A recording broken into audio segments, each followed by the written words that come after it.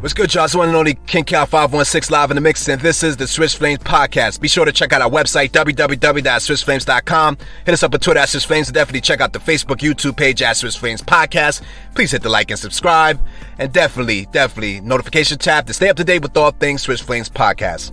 So we've seen that Kyrie Irving is now officially back with the Brooklyn Nets. Basically, Kyrie Irving really helped those Nets defeat the Pacers on Wednesday night.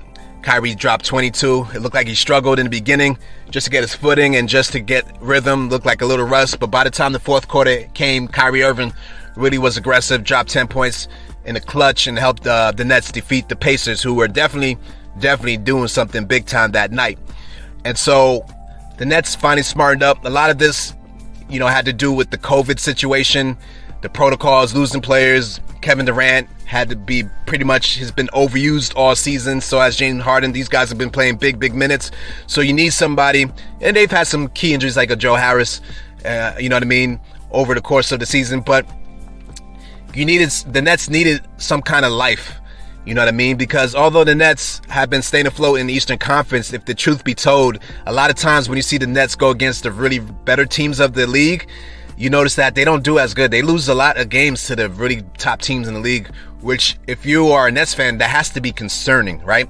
It has to be concerning that although you still have one of the baddest guys in the game, KD, at the helm, it just seems like at times you don't have enough to compete with even some of these better teams in the league. And I always say there's a lot of teams that don't have one assassin. So we know Kevin Durant's assassin. We know James Harden is a good player. You know what I mean? These are both like all-time great players, but at the same time, Kyrie Irving is an assassin as well. And the fact that the Nets on their roster have two legitimate assassins, two guys you could throw it in the clutch and know that they can get you a bucket, is a luxury that most teams don't have. Like I said, there's a lot of teams that don't even have one of those guys.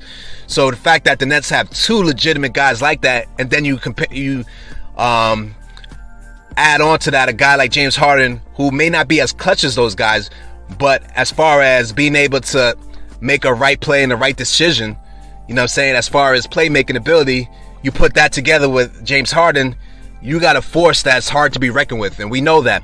So to me, even if Kyrie Irving is playing half the games because he's only playing road games, it's still going to be able to help the Nets win some of these road games that they probably would lose without him. You know what I mean? Kyrie Irving will keep them better in these games than not having him at all. You understand what I'm saying? So I understand the Nets' concern in the beginning of the season, not wanting a part-time player, but I thought it was a bad decision by not letting Kyrie at least play the road games. Because right now, to me, they will be in a better place at this point if Kyrie Irving was playing those road games. You know what I mean? The record would have been better. You understand what I'm saying? So I don't know how it's going to all play out with Kyrie moving forward. I don't know if as he gets back and he starts playing some of these games, if it might change his mind about getting the vaccine. Who knows? Maybe it will, maybe it won't. But having Kyrie even for half of the games is better than having Kyrie for none of the games. You know what I mean? And so I think it was a wise decision the Nets to finally allow this to happen. But once again, I thought that they should have never stopped him from playing the road games to begin with. So Kyrie comes in, he drops 22 against the Pacers. And Kyrie, like I said, he's an assassin. He's a killer.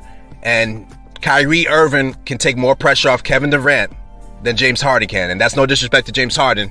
But once again, coming in the clutch, if that pressure gets taken off of KD to some degree, that's only going to help the Nets long term. Because I am highly concerned with the Nets and how they're using Kevin Durant in particular. I think they're overusing him. And I think to burn Kevin Durant out with 40 plus minutes like this in the regular season makes no sense. I think that you want Kevin Durant at his peak in the playoffs. And so I hope that the Nets start to cut down KD's minutes a little bit. I think if you're playing KD 35 minutes and you're aiming to play him 35 minutes, obviously some games would be more than that. But I think it's reasonable for KD to play 35 minutes. He's a very efficient player. He's going to get his points. He's going to get his score. He's going to get his impact on the game. But with Kyrie Irving back, I mean, especially on those road games, there's no reason why KD couldn't be playing 35 minutes. You understand what I'm saying? And the majority of these games, and you guys win a lot of these games, just by staggering. All you have to do is basically, you don't even have to do it with James Harden, but with KD and Kyrie, you can start staggering those guys. When one of those guys are off, the other one's on the court. You know what I mean? And that's how you can play those guys to a large degree of the game, because they don't always have to be on the court together. Obviously, they'll start the game together, end the game together, but during the course of the game, you can stagger Kyrie and KD.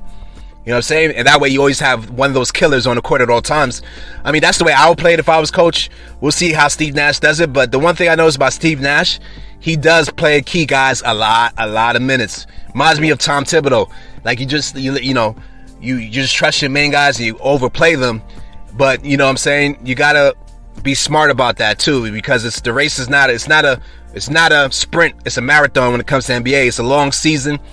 You're going to have a lot of ups and downs. You got to be able to shift your players. You got to be able to use your players correctly and not overuse them. As great as Kevin Durant is, you don't want to overuse them so much, and you don't want to heighten the risk of injury. You know what I'm saying? You want to have these guys ready to go come playoff time, and then when you up the minutes come playoff time, you roll the dice as it is. You know what I'm saying? That's the difference, because now you're at the highest stakes. But the regular season is, you want to get a good seeding, but you also want to, you know what I'm saying, make sure you guys are in tip-top shape and ready to go come playoff time. You know, you want to minimize injuries, and you want to have as much as your main cogs ready to go as possible come playoff time. So we'll see how the Nets handle this, but I'm happy to see Kyrie Irving back. Let me know what you think about Kyrie Irving's debut. Let me know what you think about Kyrie Irving coming back. Let me know if you even agree with the fact that the Nets weren't playing him. Do you think the Nets should have kept him out? Let me know what you think in the comments. Hit the like, hit subscribe. It's your boy Kid Cal 506 signing off. This has been the Swiss Brain Podcast, y'all.